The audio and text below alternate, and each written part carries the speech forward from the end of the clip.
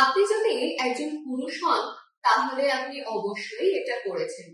একটু ভেবে দেখুন তো, ঠিক কতবার আপনাকে শুনতে হয়েছে, আমি তো ঠিকই শুনতে পাচ্ছি, তুমি পরিষ্কার করে বলছো না। কিন্তু এখানে একটা বোঝার বিষয় আছে, যা বেশিরভাগ মানুষই জানেন না।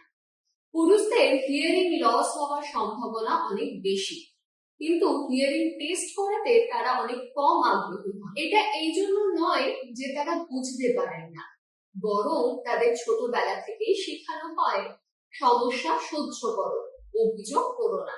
তাই যখন শুনতে অসুবিধা হয়, তখন তারা সমাধান খোঁজার বদলে সেটাকে মানিয়ে নিতে শুরু করে।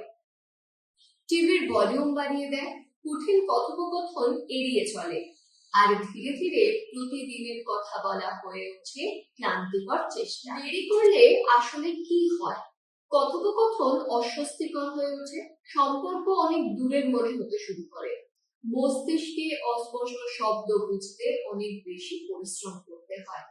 যত তাড়াতাড়ি আপনি পদক্ষেপ নেবেন, তত সহজ হবে এটাকে সামলানো। হিয়ারিং টেস্ট করানো কোনো দুর্বলতা নয়, বরং এটা সচেতনতা। হিয়ারিং অ্যাপে আমরা প্রথম পদক্ষেপটা সহজ, ব্যক্তিগত এবং আরামদায়ক করে তুলি।